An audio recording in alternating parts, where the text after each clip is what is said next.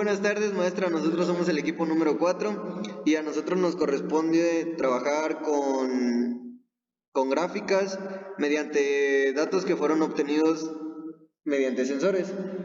El caso de este primer ejemplo lo vamos a observar. Se trata de un sensor de temperatura que tenemos llamado DS18B20 y pues lo trabajamos con lo que es la Raspberry. Como primer paso tenemos pues importar lo que son las librerías. En este caso utilizamos la librería Machine, OneWire, DS18x20 y la UTime, que pues por ejemplo en el caso de la Machine, esta se utilizó para acceder a las funcionalidades del hardware del microcontrolador. La OneWire es una biblioteca que es usada para comunicarse con los dispositivos con los que estamos trabajando, y la DS18x20 pues esta es específica para trabajar con los sensores que estamos usando. También la UTime, que esta es proporcionada para las funciones de tiempo. Posteriormente también tenemos la parte donde ponemos el pin, que pues define el número de pin en el que vamos a trabajar y el que usaremos. En este caso es el pin número 16. Después también tenemos el DS Pin Machine. No, perdón. En la siguiente línea tenemos el del sensor y pues es el del DS18x20, que crea una distancia del objeto DS18x20 y es utilizado para interactuar con el sensor de temperatura. Se pasa de una instancia del OneWire como argumento que a su vez recibe el pin al que está conectado.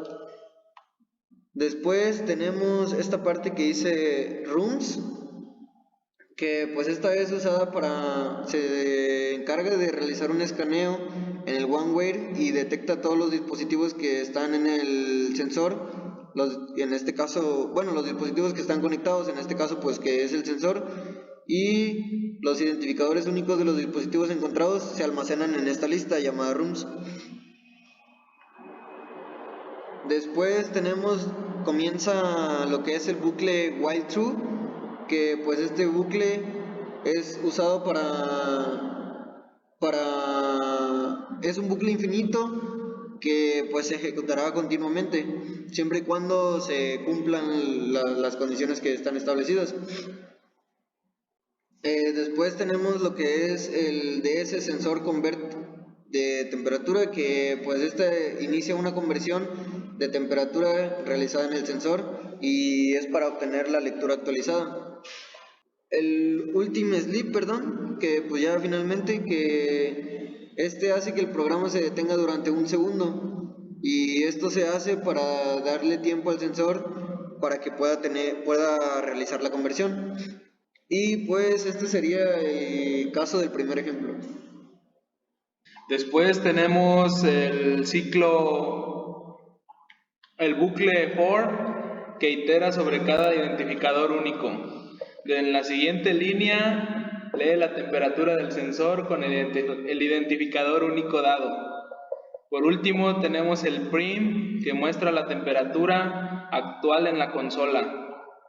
El UTime realiza otro retardo de un segundo antes de volver a iniciar el bucle. Por último tenemos una función llamada plotter que trae Tony, que la utilizamos con los datos obtenidos, grafica en tiempo real.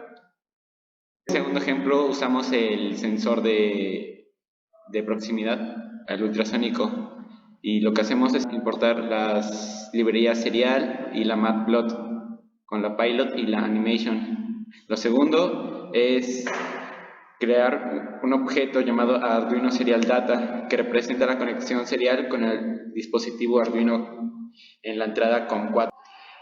Lo siguiente es crear una figura y un objeto de subtrama en el gráfico para la visualización de los datos, creando dos líneas vacías por datos, X datos y Y datos, que se utilizan para almacenar los valores de los datos leídos desde el Arduino.